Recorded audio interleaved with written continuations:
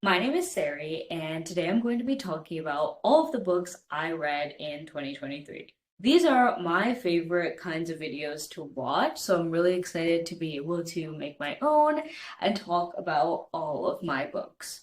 This video will be completely spoiler free.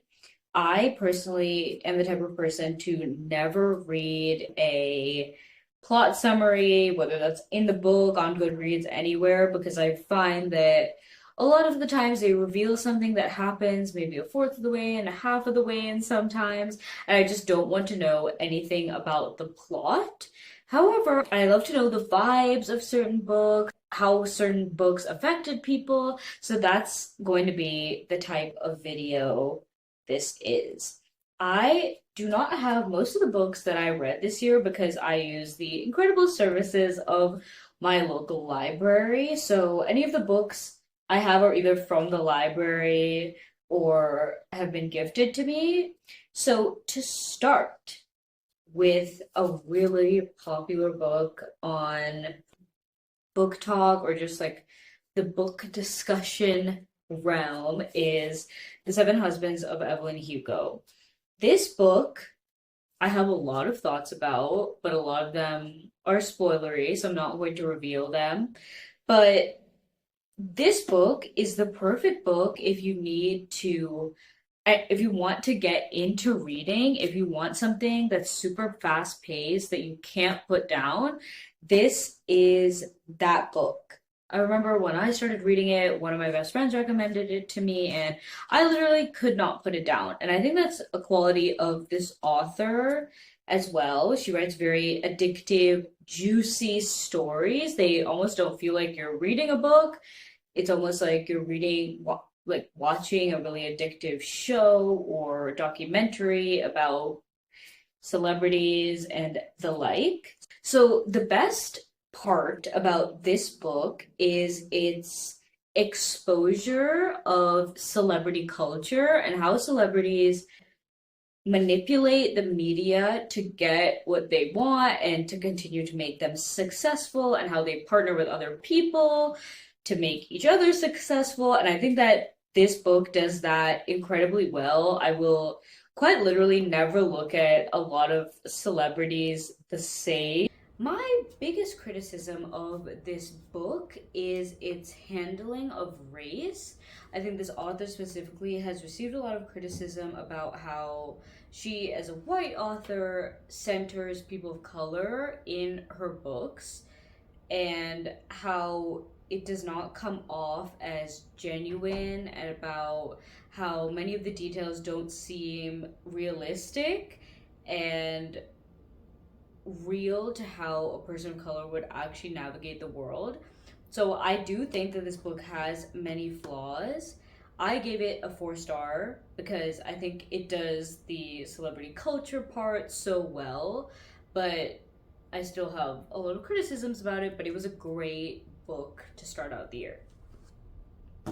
The next book I read this year is Everything I Never Told You by Celeste Ng.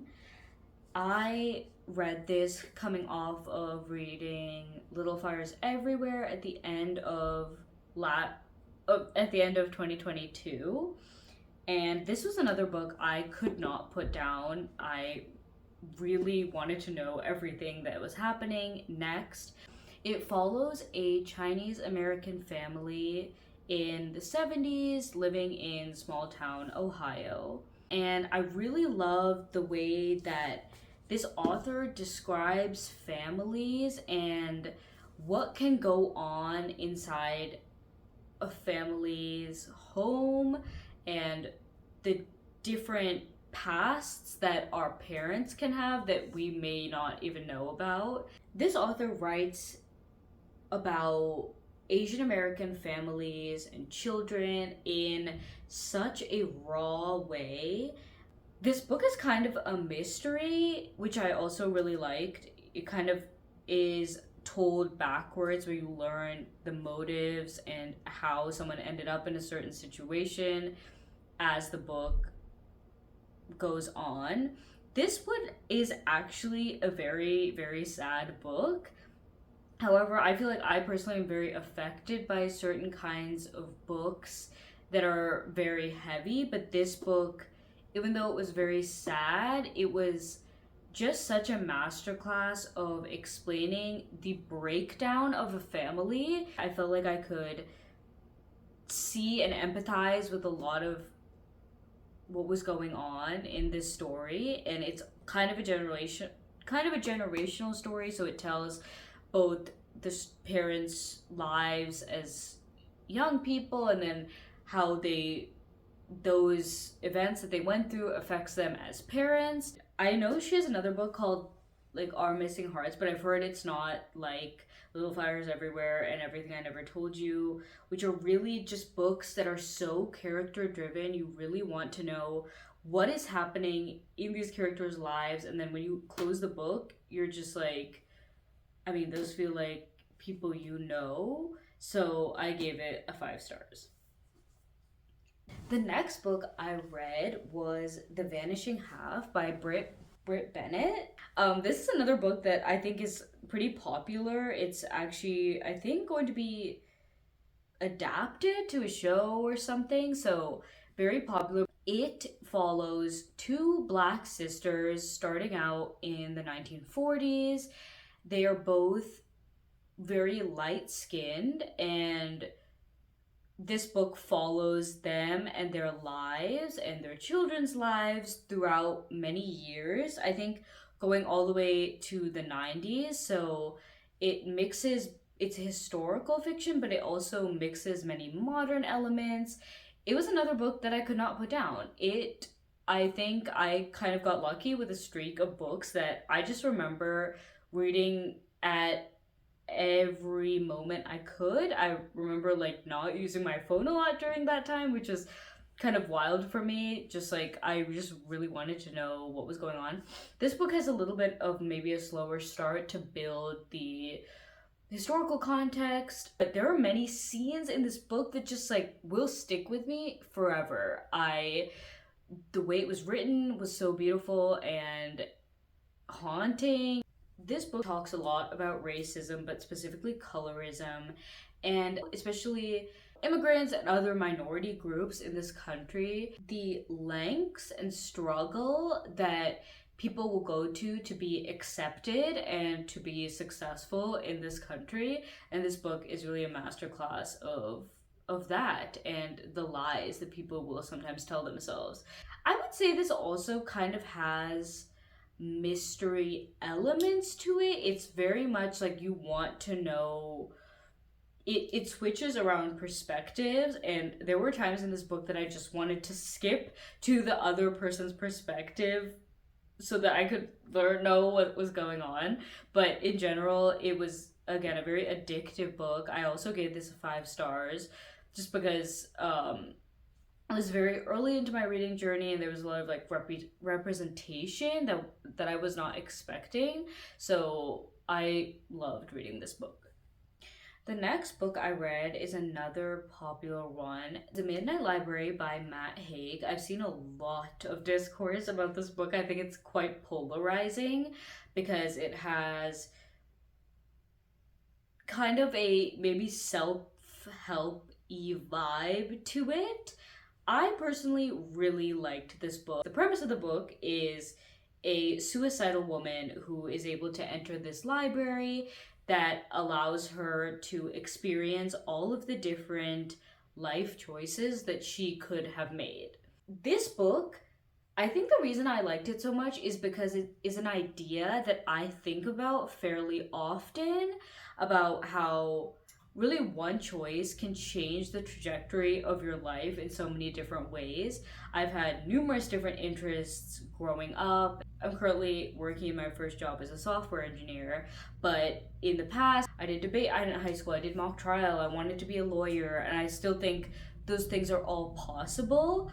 But this book really makes that real about how different life choices that you could take have certain different consequences on other parts of your life.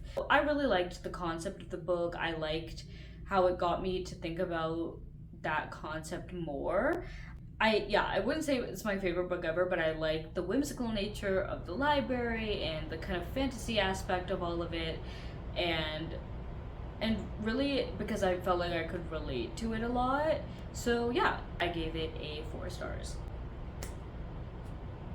The next book I read, I it is The Magic Fish by Trong Le Nguyen, and it is the most stunning book I have ever laid eyes on. It is a graphic novel that is a retelling of 3 fairy tales. I believe it's Cinderella, Ariel, and one other. And these 3 fairy tales are told through the lens of a young queer boy, a young queer Vietnamese boy.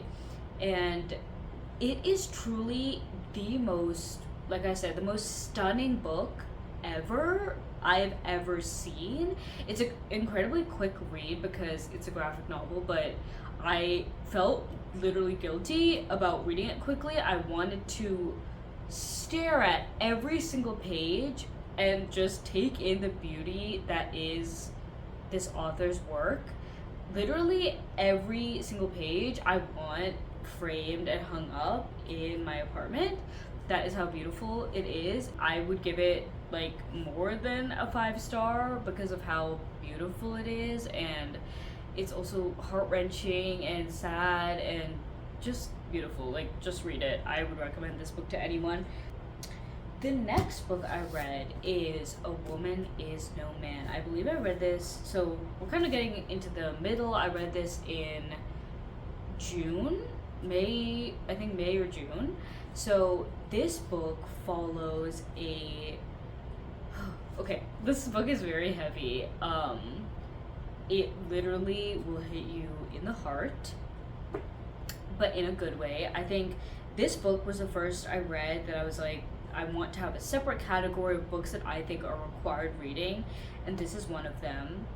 I have definitely heard comparisons of this book to the Kite Runner and Khaled Hosseini's books, which I have not yet. I need to read, but I have not yet. But this book is about a Palestinian girl who is forced to marry and live in the United States, and it's told in this dual perspective of that woman and then her daughter in the 2000s navigating her own life. This book is a mystery. It is very heavy. It specifically talks about domestic violence in Muslim homes, in immigrant homes, in how the 4 walls of someone's house can become the biggest danger to them. Parts of this book, again, this is a book that I would definitely check the trigger warnings because of the content, but I think it's required reading. It is a Palestinian story, but it is also a universal story about women and the abuse that many women face in their homes. It's so well written. It is amazing. Again, required, extremely heavy, but I could give it nothing less than a 5 stars. One of my friends recommended this to me, and I'm so glad she did because I have not heard enough people talking about this book, and it is severely underrated. It needs to be talked about more. The next book. So these next 2 books are in the self-help category, but they have had an incredibly profound impact on my life. This book I actually started reading in 2022. I listened to this book as an audiobook and I read it quite slowly, which I think is important for this book because you kind of have to think about how to apply it to your life. It is not easy to do that, and I feel like still it's a book that you often need to like reread and come back to and think about the things in this book. But this book changed really everything for me. Another thing about this book is I have heard a lot of the criticisms about it. I've listened to the book podcast about it, However, I think with these two books, if you want to get something out of this book and you're coming to this book wanting to change how you go about building habits, you will get something out of this book. Like, it will change something for you. But if you're coming at this book like something is scientifically inaccurate, then you probably won't.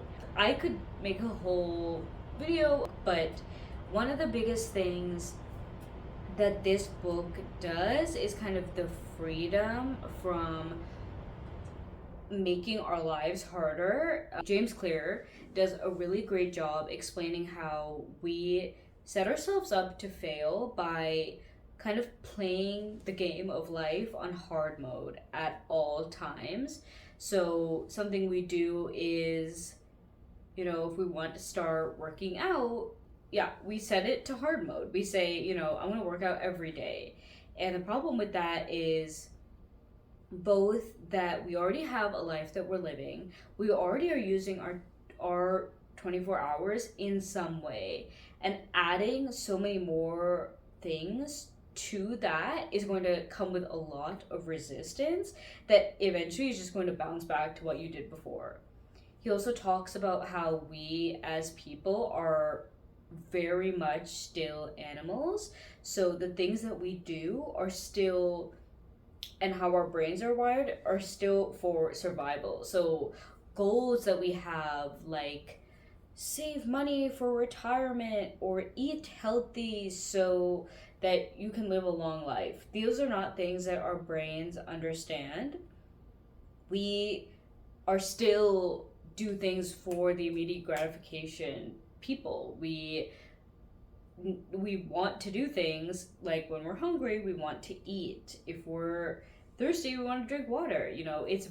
We still live in this very immediate gratification mind, but our world is not built like that. It's built for these kind of long-term goals. So just understanding that and freeing yourself from the expectation that you should be going after all of these things, and understanding that in order to make those bigger goals work, you need to understand how your brain works and understand that you need to reward yourself in some way or take baby steps or etc., etc.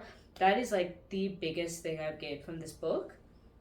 And yeah, I can't really rate it anything less than 5 stars because it has had a profound impact on the way I live my life, and it has freed me to be able to actually accomplish a lot of the things I want to do and build a lot of the habits I've always wanted to build. So for that reason, yeah, 5 stars. Okay, the next book I read this year is The Life-Changing Magic of Tidying Up by Marie Kondo. So along with Atomic Habits, this book really changed everything for me. But this book, I cannot speak more highly about. It has affected every single part of my life. And I'm sure a lot of people have heard about Marie Kondo, have either watched her show or heard about her ideas. But this book and her message in general is about so much more than, does this thing spark joy, which is kind of her little catchphrase. If you've watched the show, I think I watched it like over the pandemic, I would really recommend reading it if you're interested in learning how to be tidy, if you want to learn how to prioritize the things that you need. If you're interested in any of those things, even remotely, I would recommend this book. I would think everyone should read this book because it changed so much more than just making my space tidy. It changed everything about my life. This is a very accessible book that once you read it, you don't really need to ever reread it. Like, the concepts stick so deeply, and I think about this book and the concepts and the things that she talks about every day, every single day. I'm like, I'm thinking about it. The biggest thing I gained from this book is the freedom from shame about things I don't use anymore. Before I read this book, I was such a hoarder because every time I saw an object that I had bought, clothing that I had been given or bought for myself, or a book I have not read, I would just be filled with such a high amount of shame about, not doing that, you know, doing something once, reading a page and putting it down. And I would just like never get rid of anything because I was the type of person that, I could use that for this. But this book taught me that that is not true, and it gave me the freedom to get rid of so much and free myself from this mindset that, that you need to feel shame for a decision that you made or something that you were given. That is not something that should bring you shame at all.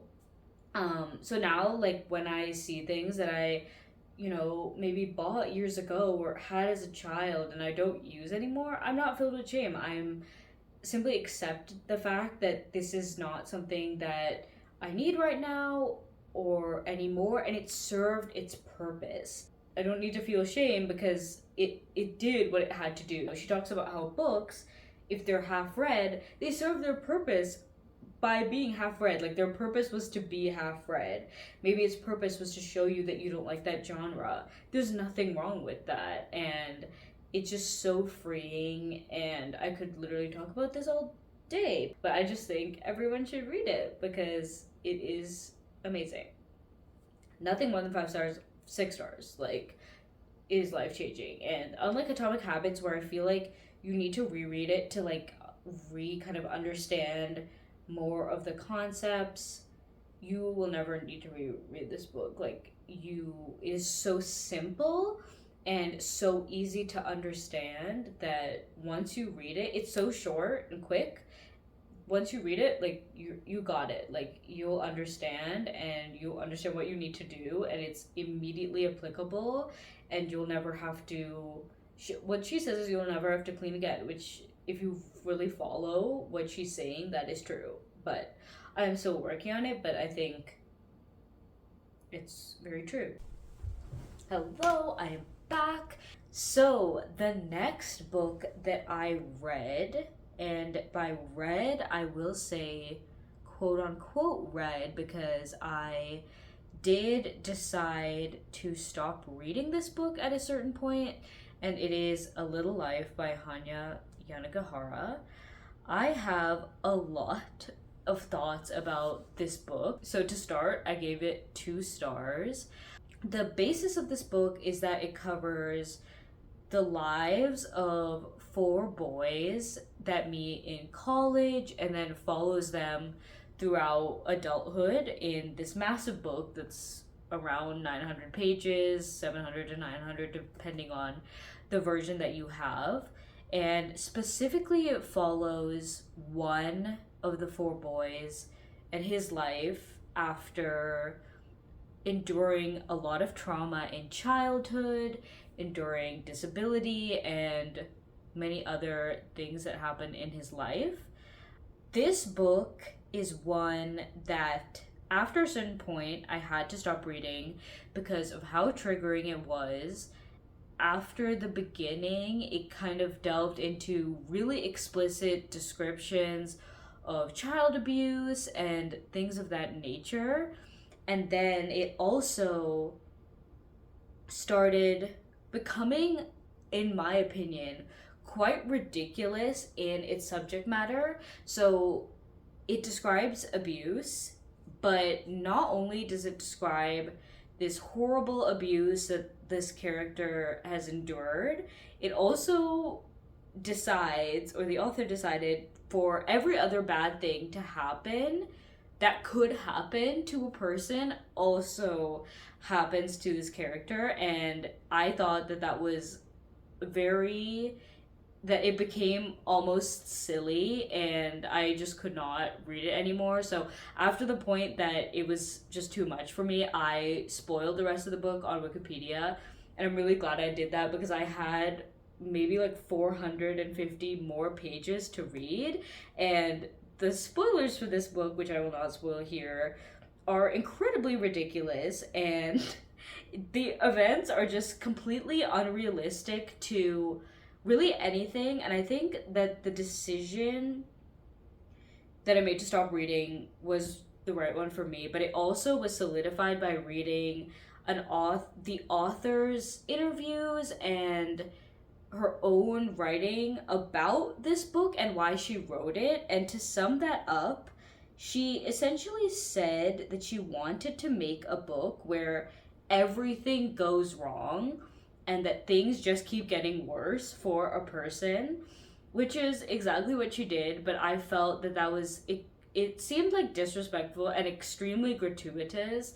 Like, why? It was just like, why is this even happening? I don't think abuse and describing abuse is a bad thing in any way. Like, this book is incredibly profound, one of the best books I've ever read, and it talks about very real situations. But this book almost became fantastical in how much intense trauma it was describing. And from reading the author's own perspective, it was very clear that it had no basis in anything going on in real life. Like, it wasn't based on anything she had experienced or like anyone she knew. It was kind of just like this idea that she had to make a story that is so dark and so horrible. And yeah, I would not recommend this book to literally anyone. I think even if you're in, like, maybe you're in the most amazing mental state, but if you are not, I mean, the description, there's trigger warnings for literally everything in this book. Is specifically self-harm, child abuse, adult abuse, relationship abuse, like really everything you could imagine is thrown into this book. I am thankful that I read it in a way because it is the first time that I was really exposed to what trigger warnings are in books. When I first heard about this book, I was like, oh, everyone says it's so sad. Like, what could be so sad about it? But this book really made me understand what trigger warnings are and how far we as a society have to go for really disclosing the content in books. Books don't have any trigger warnings. Like, when you watch a movie, when you watch a TV show, there's like a rating to it, and there is it is disclosed what the content of the book is. And this,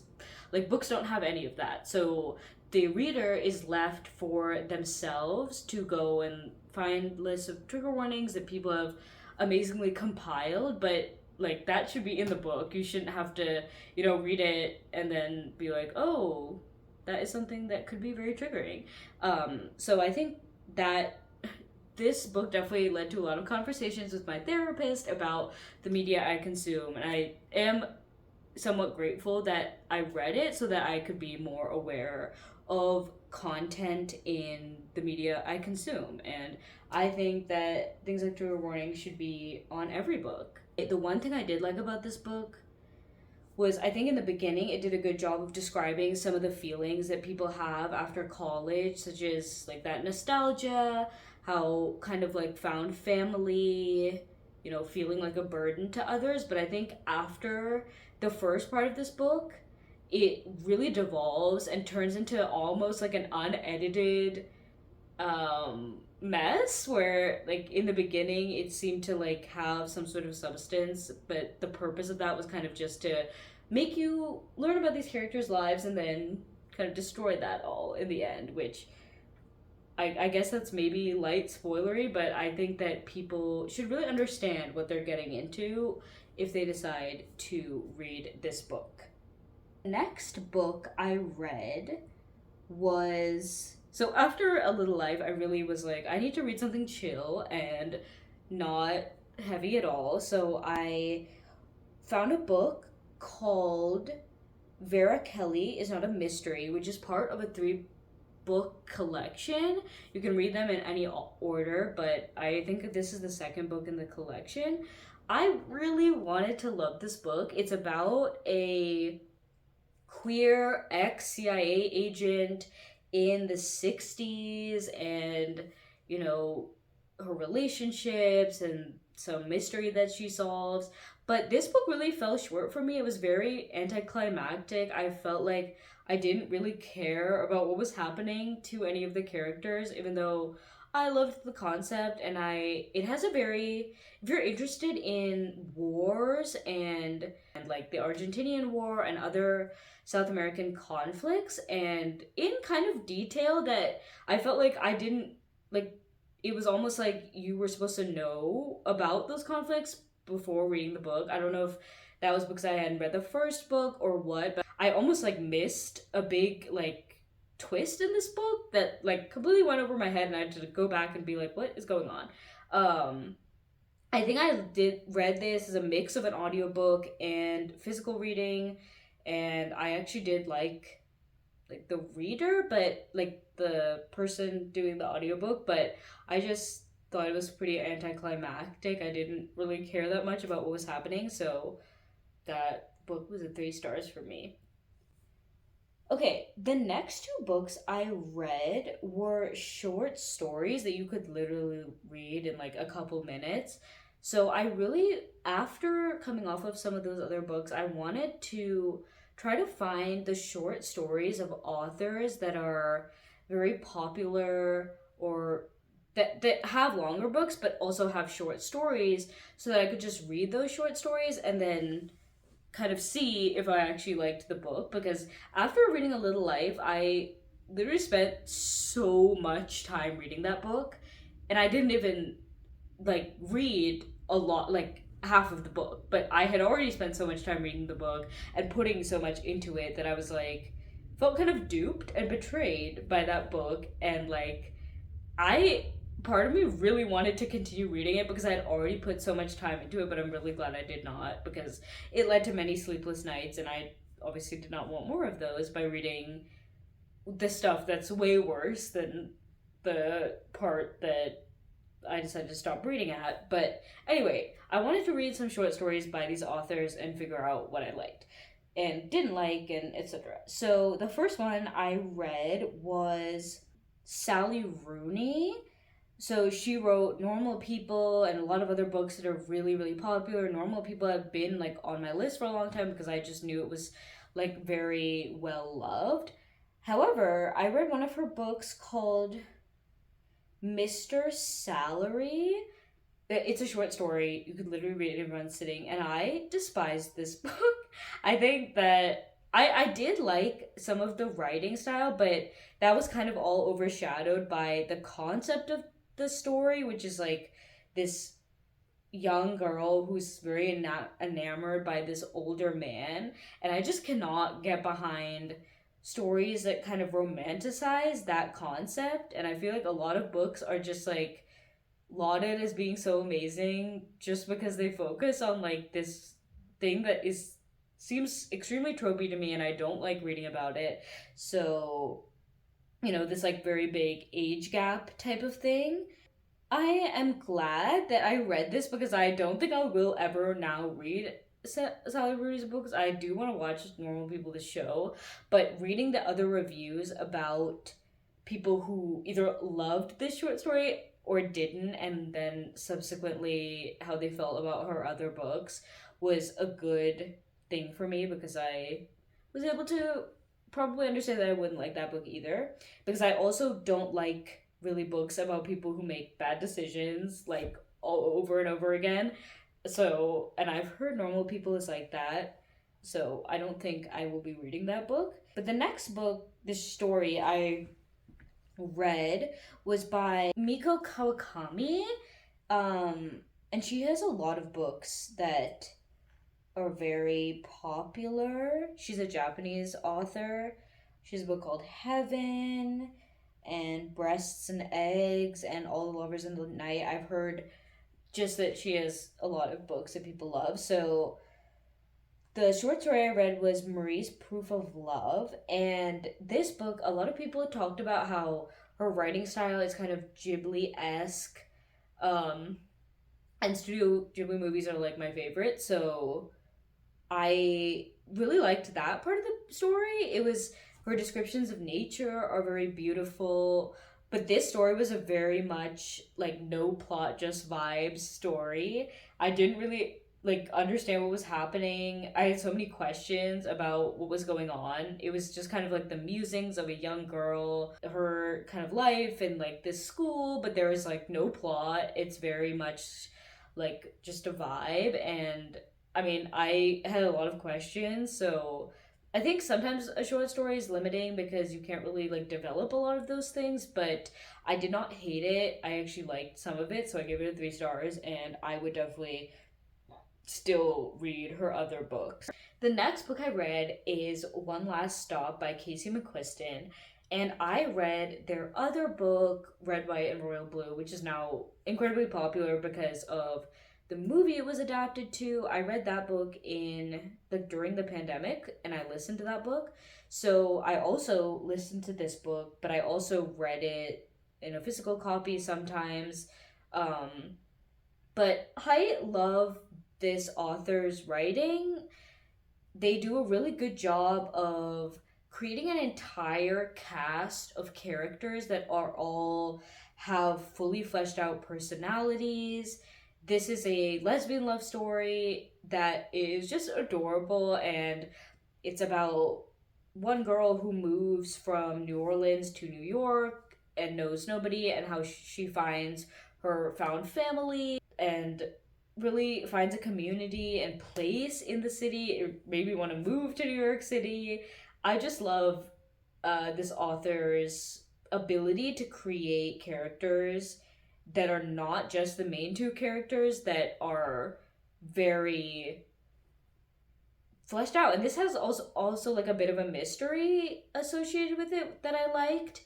And their other book, Red, White, and Royal Blue, also does a really great job of this like creating this cast of characters that have amazing personalities. They're all distinct, they're all quirky in different ways. The dialogue is really great. Both of these audiobooks are incredible. The voices are incredibly well done. I don't know if it's the same person doing the audiobook reading, but both of them are stellar and do an amazing job. I think the one thing I didn't love about this book is that there's a lot of um telling and not showing. It's told in the third person, but it's kind of from this main character August's perspective. So there's a lot of like inner monologue type of narration that in most cases leads to like the quirky nature of this character and learning her personality. But in a lot of ways I didn't like some of it. It was like, okay, like you can stop saying how in love you are with this person, and kind of I prefer books that are more showing and not telling. But that's just like, I think, the mood of the book. It's very modern, a lot of like modern elements, and it's just a book for us now, for young people right now. And I think I will read anything this author writes, so this was a 4 stars for me. Okay, the next book I read is probably, I think, my favorite book this year, and I don't know, one of my favorite books ever. Nothing will ever compare to this book, I don't think. And it is The Color Purple by Alice Walker. Oh my goodness, I have cannot say enough good things about this book. This is another book in kind of my mini list of books that I think are required reading. This book is about a poor black girl named Celie in growing up in, I believe, Georgia in the early 1900s, and her sister Nettie, and it is told from Celie's perspective and also Nettie later in the book. It's told through a series of letters, starting from when Celie's a young girl to her adulthood. This is also like a banned book, I believe. It's like one of the top banned books. So if you're interested in reading banned books, like this is the one to read because it is just gorgeous. I've never read a book and just been like in awe of the writing, the way that the author writes the character's voice, starting from, as she's a young girl and the things that she would say into her adulthood, how she learns. This book says this is not a very long book, it's quite short book actually, and the author does an insane job of saying so much in such few words. I literally got chills numerous times while reading this book. I was just struck in the heart. And this book is about forgiveness, about love, about women, about the ways women struggle and care for each other. And, everything about this book is just perfect. And a lot of people describe this book as very depressing, and it has definitely very heavy themes. But I think this is kind of where I feel like we need like some sort of rating of trigger warnings where, this book does include some heavy topics, but because it's described from like a child's perspective and is not told in like this explicit graphic way, it deals with these important subjects, but describes them in a way that would not be really intimidating to people to read. I think anyone can read this book, and everyone should read this book because it will change everything for you, and it will make all other books have to stand up to this incredibly high standard, because this is really one of the most well-written books I've ever read. So I don't have the book with me, but I do have this amazing book I found in the library called Purple Rising, and it is a book about the color purple and all of its adaptations. So it's beautiful. It has all of these like color pictures in it, and so there have been numerous adaptations in film, in theater, and there's been, I think the one movie was a Steven Spielberg movie that came out in the 80s, I think. And me and one of my best friends watched both the new adaptation and the old adaptation right after each other. I think both of them leave out so much of this story. So there's really nothing that can compare to reading this book, because the prose is like a song. It can't really it can be adapted, like that's fine, but there's nothing like reading it. It will never compare to just reading the book. And the book and both movies leave out so much about the other sister story that I don't understand why they do that, but I still loved both of them, and I liked a lot of the scenes were exactly as I imagined them. But I do want to read a quote because I thought it was so amazing, because it talks about the impact that this book has. Yeah, so the first movie has Whoopi Goldberg and Oprah, and was a lot of those actors like first roles. So it's really like such an important story, and I never really knew about how important this story was. But okay, here she says, I always thought Black people loved the color purple, but when I was doing my book tour, I saw that. Okay, if you go to a Black household, it's Jesus, Obama, and Martin Luther King, and then the Bible, and then there's the color purple. I think that's amazing. Yeah, so it is just such an important story, and really nothing will ever compare. Like, it is on its own level of something. This is one of the only books that I like really want to own, because I just could see myself rereading parts of this book and like learning the wisdom of all of the women in this book and referencing this like throughout my life. So I am so glad that my friend told me to read this book, because yeah, nothing will compare. The next book that I read, so we have two more. So the next book I read was, another amazing book. Pachinko by Min Jin Lee. This is another favorite of this year, another book that I would consider required reading. It is quite a long book, but I listened to most of it, I read most of it as an audiobook, which I would really recommend for this book because of how long it is. But I think the audiobook really helps you get into the book. There were days I would just sit in my car and not leave because I wanted to just like know what was happening next. So this story is a multi-generational family story about a Korean girl and her life in Korea, and later in Korea when it was colonized by Japan, later her life in Japan through the end of the war. And it's also a story about her children's lives, her grandchildren's lives, other people's lives.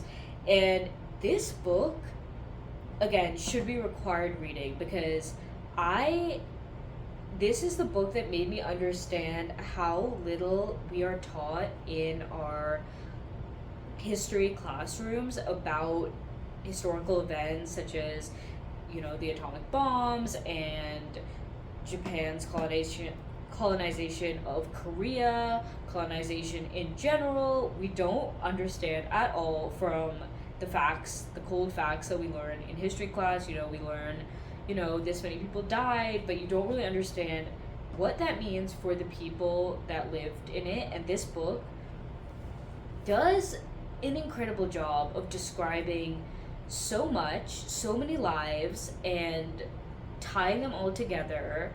And something I never understood was the racism against Koreans, specifically in Japan, but also how that is still very prevalent.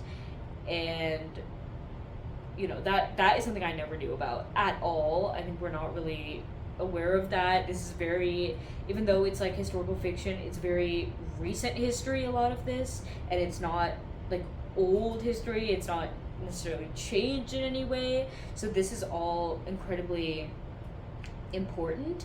Some of the author's writing style was not my favorite. I think some of the sexual content in this book was very jarring to me and like kind of randomly happening out of nowhere, but I still would consider this a 5 stars because of how much of an amazing job it does of telling this story. And it made me realize that I am now like a historical fiction girl, because before this year I thought that historical fiction was boring, but this year I read so many historical fiction stories, and I'm reading another one right now, and I think historical fiction is amazing, and it's very, like, all of these stories have been extremely addictive, and especially when listening to some of these like longer stories in another format. I think I started a lot of this with an audiobook, and then I went back and was like extremely like, what is going on, like wanted to read it physically, but I don't know if I started it physically I would have been maybe more bored. But I think that if you have any like longer book, think about reading the audiobook or starting with that, because it really helps you get into the book and the events. And this tells almost like a legend. It is just so good. It is a story about women again, and yeah, about racism and history that's so important. And yeah, I loved this book. The final book I read is another really talked about book. So I started and ended the year with Taylor Jenkins Reid. So I read Daisy Jones and the Six. I read this on the subway in New York City, and that was kind of a vibe. But I think this book, I read someone else's review that like it is really addictive in the beginning and end. For me, it was really just like the beginning. I gave this book a 3 stars. Like, I had such high expectations of this book because of The Seven Husbands available in Hugo, but it does not live up to them. It is just not that juicy. It's like about a fictional band in the late 60s, 70s, and they're, sex, drugs, rock and roll type of story, it's about like the drama in the band and all of that, but it just like didn't really hit for me. It was like not that interesting after a certain point. Yeah, I just didn't. Became very slow, and I felt like I was kind of slogging through it. Um, I think the format of this book is its biggest problem. So I don't know if it's you can tell, but it's told in like this interview style where it'll be like this person said this, and then this person said this, and this person said this. So it's like as if like people are sitting down for a documentary and describing things that happened in their past and reciting back these events, and then some of the events are, one person said this happened and another person was like, no, that didn't happen, because they're looking back on their lives many years in the future. um but I think that including every member of the band was just not necessary. All of them kind of blended together for me, except for like the two main characters and some other characters. It was just like I didn't even know who they were. They all were kind of just like one person to me. They weren't distinct characters at all. They had no distinct personalities at all. And this book, I think, is made for to be adapted. It is not. It does not really stand on its own to me. It's kind of like a black and white, one dimensional thing that's just waiting for music and actors to bring it to life, because a lot of this book is about music and the lyrics they write and things like that, but it just kind of doesn't hit when you don't actually have that music. And I think that maybe another book could do that better, but yeah, I wasn't like super wowed by it. I gave it a 3 stars, and I just started watching the show, and I'm really excited for that because I think it's a great concept, but it just needs more for it to really be brought to life. So I think, yeah, that was all of the books I read this year. This was really the year that I am super glad I got into reading, because I really wanted to get back into a lot of my childhood passions and the things I used to love doing. And reading was one of those. And I really was able to find that passion again and was able to get rid of some of the rules I had about reading. Like, you don't have to read on a physical book. You don't have to annotate. You don't have to, I started reading books on my phone in audiobook format, and because of that I was able to just read whenever I wanted and wherever I wanted. And I think that books are such a gift, and now I'm excited to read more. Maybe I will make more of these videos. I'm excited to talk about more books. I think some of the books I read at the beginning of the year I didn't remember as much as the more recent ones, so maybe I'll talk more about those recent books. I will link my Goodreads and all of that, but thank you so much for watching, and I'm excited to make more videos. Bye!